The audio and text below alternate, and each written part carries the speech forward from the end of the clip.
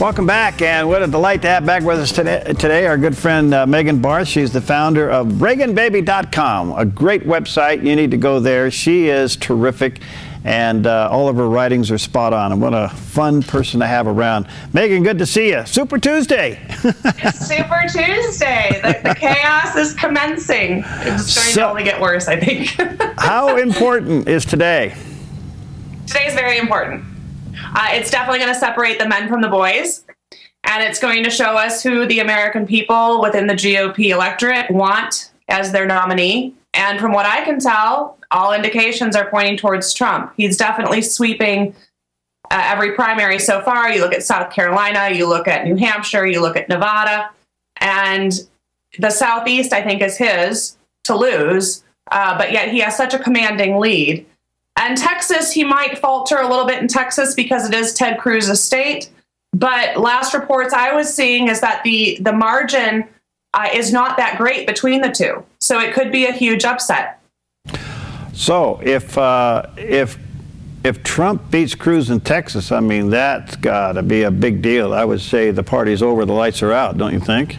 Well, then you got to kind of look at Cruz and say it's time to hang up the boots and get back to work instead of work on the campaign trail. Yeah, if you lose your own home state, that's not a good harbinger. And also Marco Rubio is looking pretty precarious in Florida.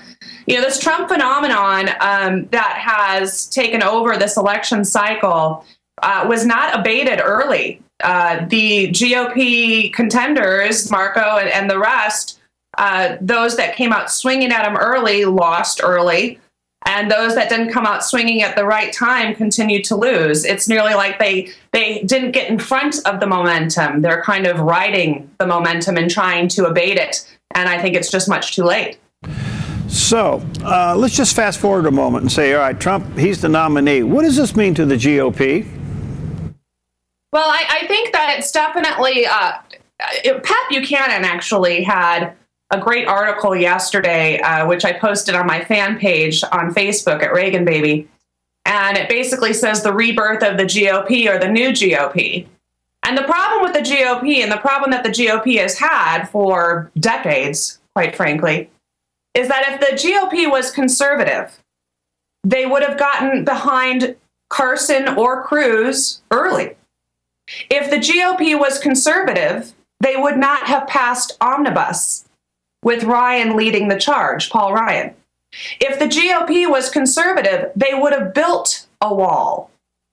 So for those within the GOP to champion conservatism, they certainly haven't demonstrated it. After the American electorate painted the whole country red these last two elections outside of the presidency, these last two elections, we gave them control, the largest congressional majority since the Civil War this last election, based on the promises that the GOP made to their electorate.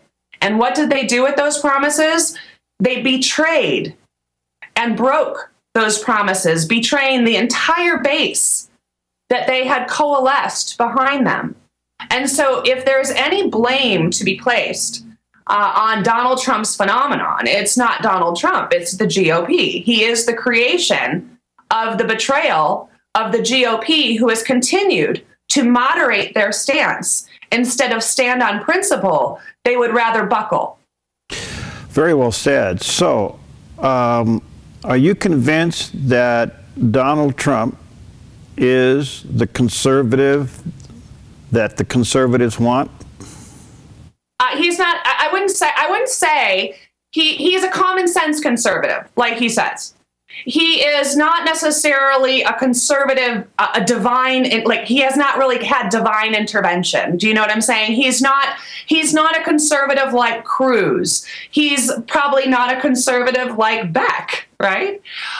Who leads with the Bible. He's not that type of candidate.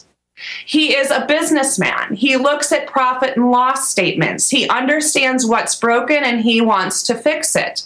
Initially, he came out talking about border security and immigration, which no other candidates really have talked about. You have Marco Rubio, who wants to give amnesty as a form of of border control and who wants to expand the visa program, which is corrupt and fraudulent and broken, and how some terrorists get into our country, as we see in San Bernardino, on fiancé visas. So, like I said, those within the GOP that are championing that I'm the more conservative guy, I've done this, it kind of falls on deaf ears, because right now we have a $19 trillion debt, thank you to both parties.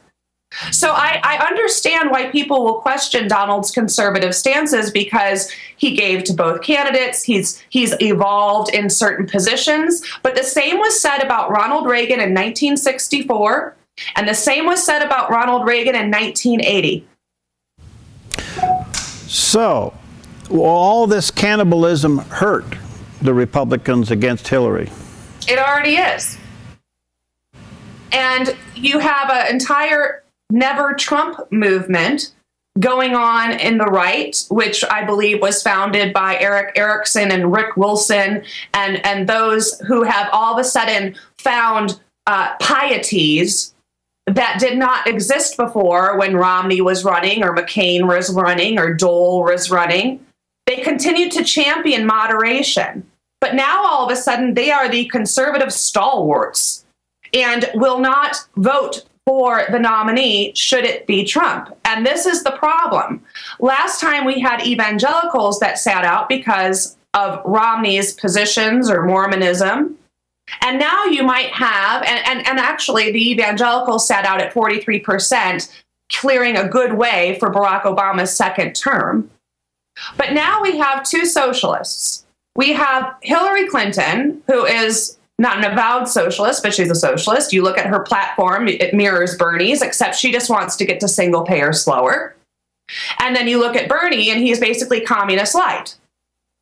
And for whatever reason, they would rather have Hillary go into the presidency than they would Donald Trump, a capitalist. You know, I call Donald Trump a common sense conservative, but he is a capitalist through and through. And so I would choose, like, as Reagan said back in 1964, we have a time for choosing. This is our time for choosing. And I see this election as our time for choosing. We have socialism and we have capitalism.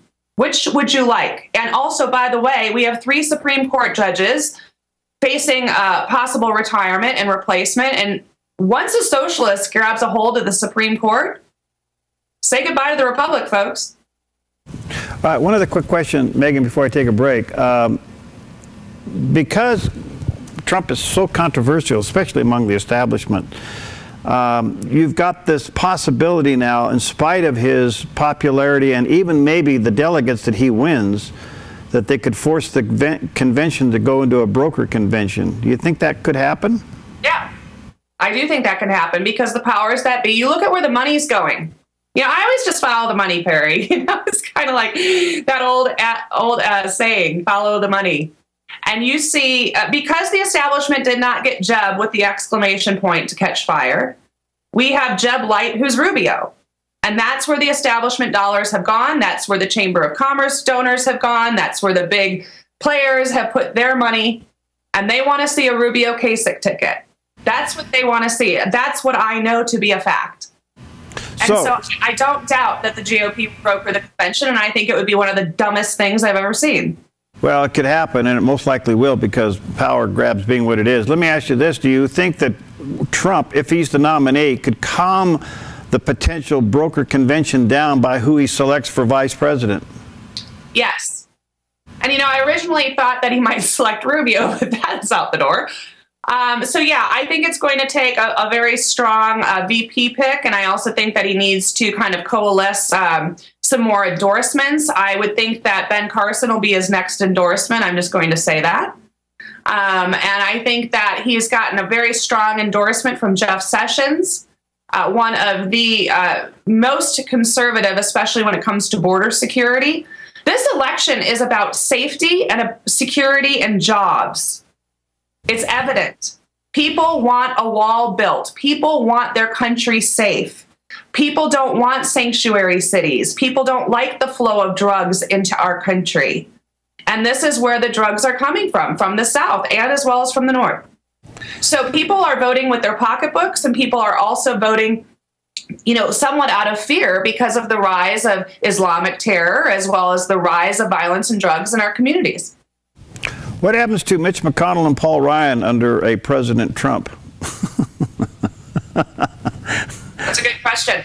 I think that they are going to, they might take up the position like those within the establishment that fought Reagan. I can see that happening. Reagan couldn't really get one of his budgets passed because of the Republicans in the Senate and the House that were holding him up. He couldn't close the Department of Education or downsize it because of the Republicans in the Congress. So we might have this again. Yet, Donald is a very talented negotiator. That is what he brags about. He wrote The Art of the Deal. So I expect him to, hopefully, rein in some of those that would be the never Trump crowd in order to move this country forward and out of the abyss of the last 7 years, quite frankly.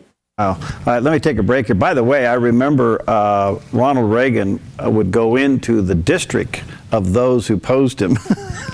He went right into their home district and campaigned for his cause. Yeah, absolutely. And I can see, and Trump basically is doing that. I mean, he is taking no prisoners. Every time he walks into a state, he takes that state. He took away Nikki Haley's state. Yeah. That's after she endorsed Rubio. That's right. Yeah. All right, let me take a quick break here. Megan Barth with us. She heads up ReaganBaby.com. It is a great website and a great resource. We got some fun questions to ask her when we come back on this Super Tuesday. We'll be right back.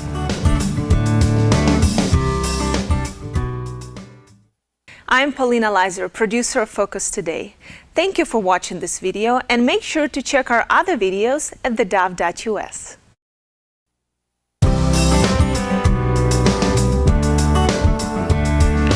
Okay, we're back with Megan Barth, and what a hoot. She's a great person to have around, and she heads up ReaganBaby.com. There is a website, is a must. Just kind of put that on your favorites and go there a lot and read what she has. I love her perspective. All right, hey, let's play a little bit here. It's Trump and Hillary. Now, what I find it's interesting is that on the left this time, there isn't a whole lot of mudslinging going on. On the right, there's all kinds of mudslinging going on. But if it ends up being a Trump and a Hillary, the left is going to go after Trump with everything they got. And they're going to dig down deep and throw everything. Do you think he can survive it? Yeah, I actually think that he can survive it because he's surviving the onslaught from the right now. The right is fighting like a bunch of leftists and calling him every name in the book, which the leftists do. So, of course, there's going to be charges of racism, which have already been leveled against Trump by the right as well. There's going to be charges of sexism and also homophobia and Islamophobia and every other phobia you can think of is going to be leveled at Trump. I do think that he can survive it because I think the Democrat playbook is getting a little bit old. I think you can only scream fire so many times or scream wolf before people stop believing you. And here is the issue. Trump has a very big tent. I don't know if you saw the latest numbers coming out of Massachusetts. Elizabeth Warren's backyard, 20,000 Democrats have dropped their registration and registered Republican. When has that happened? Oh. So we see, and Perry, if you recall on elections in the past, especially when the GOP was doing pretty poorly, 2008, 2010, there was this mass migration from registered Republicans into independents. There was a massive spike in independent registration. Now what we're seeing is the opposite since Trump came on the scene.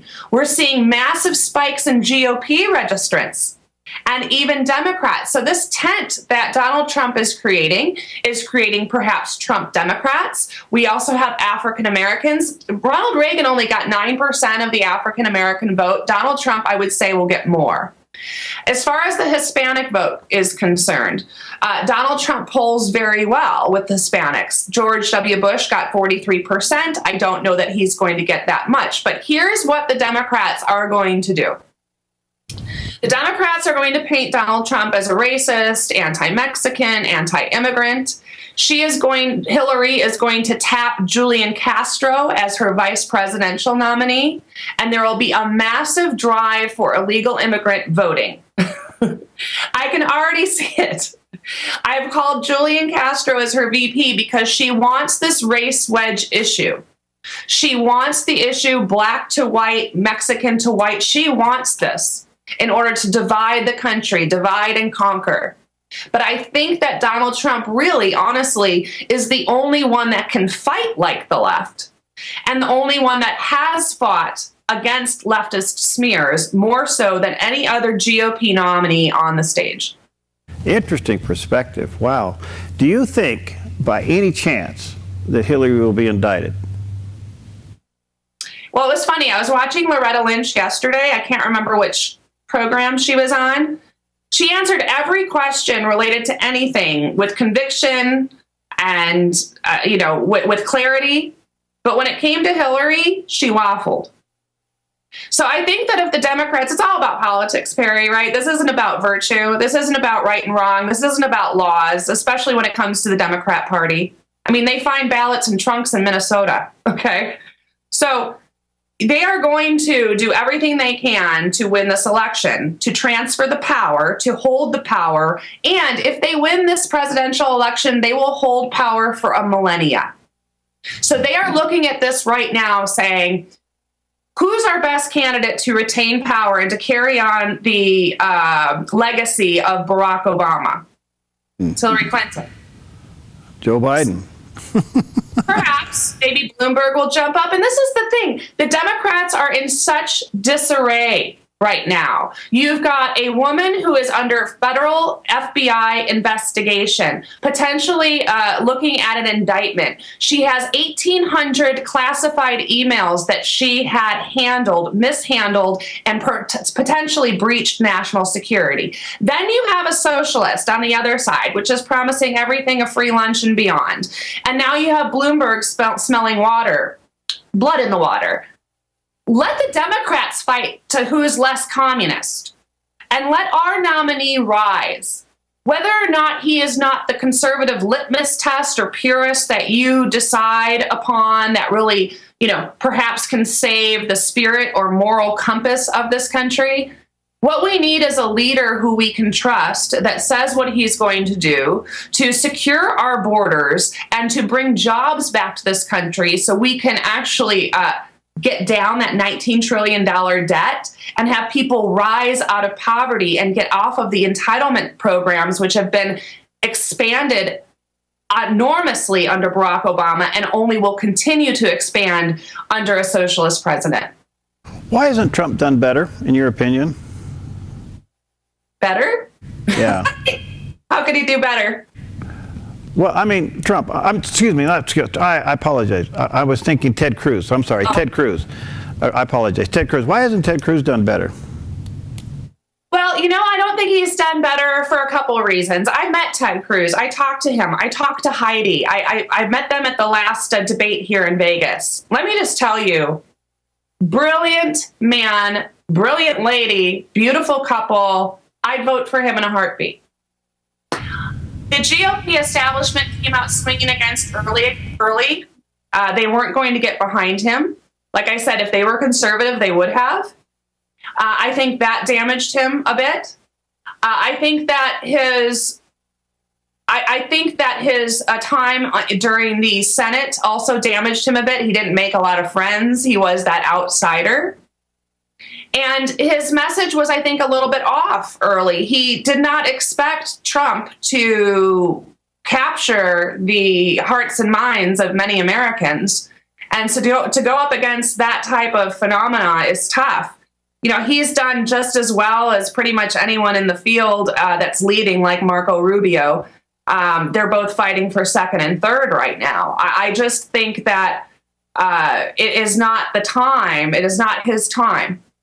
It is simply not Cruz's time. And yet, he was at odds with the Senate. He was at odds with the establishment. And that seems to be the driving force behind Trump. Yeah, no, and I hear you. I wish I had the golden answer, but I honestly think that Trump carried this election early, and he started talking about immigration early. Every sign was pointed in his direction. He was picking it up. He was giving interviews. The media loves Trump. They were giving him a lot of time.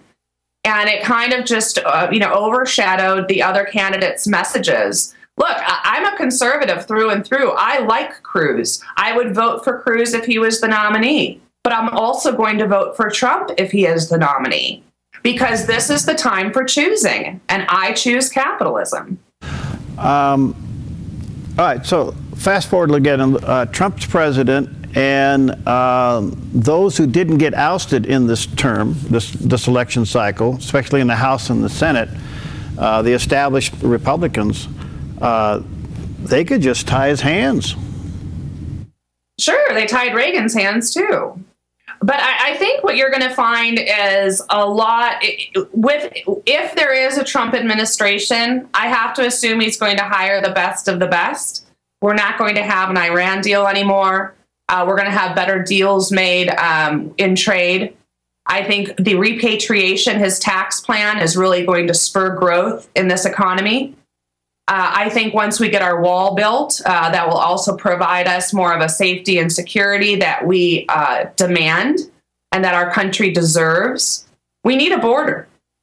Our border, like he said, is Swiss cheese. And with the rise of Islamic terrorism, and now you see mass influx of folks from Central America and Cuba who aren't vaccinated. And who, once cross our border, get every sort of entitlement known to mankind, and there's no checks and balances to make sure they ever get off of that entitlement or become legal, for that matter. So, I think that there are certain things that he can do immediately, like border security, trade deals, et cetera, and also just his tax plan, that the congressional stalwarts in the GOP will bend. Okay, a couple of questions on some other matters. Do you think Mitch McConnell will hold and not allow whoever the president recommends or suggests or nominates for the Supreme Court to replace Justice Scalia? Do you think Mitch McConnell will hold and not allow for a vote? For Barack Obama, if he nominates? Yeah. I hope so. There's nothing that says that he has to have a vote, and there's nothing that says that he has to approve of his nomination. Barack Obama has every right to nominate who he wants. Right. But there's no impetus on the Senate to necessarily go forward or hear it.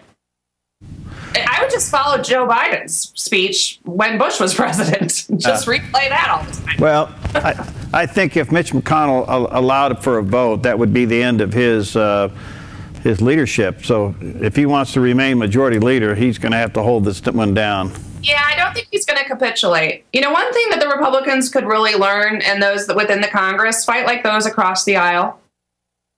Use their tricks and tactics.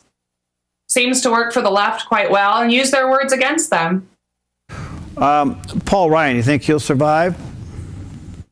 Isn't he out the door? Isn't he going to leave? Isn't he? I heard rumors that he's going to retire after this term. Really? I haven't heard that, but I just wondering. I heard rumors. Well, I mean, he let the omnibus bill go forward and get voted on. I mean, I can't imagine that the conservative crowd in the House, if Trump or whoever becomes president, is going to allow him to stay speaker. Yeah, I think if Trump, grabs the nom, and if Trump grabs the presidency, I think you're going to see some draining of the swamp in Washington, which is very much needed. And that's why I said, Perry, I don't want to hear these conservative speeches, holier-than-thou conservative speeches coming out of the halls of Congress, especially the House, especially after Omnibus. I mean, what a betrayal. And they did it to themselves. So, it's fallen on deaf ears. It's fallen deaf on my ears, for sure. And this is they will get what they deserve. They will reap what they sow. And you cannot continue to betray the American people without the American people rising up and using that betrayal against you.